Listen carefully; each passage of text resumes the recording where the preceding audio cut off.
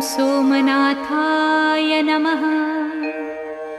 ॐ मल्लिकार्जुनाय नमः।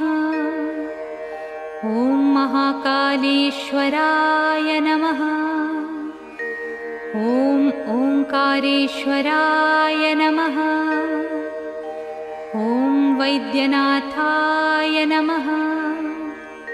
ॐ भीमशंकराय नमः। ॐ रामेश्वराय नमः। ॐ नागेश्वराय नमः। ॐ विश्वेश्वराय नमः। ॐ त्र्यंबकेश्वराय नमः। ॐ केदारेश्वराय नमः। ॐ भुस्मेश्वराय नमः।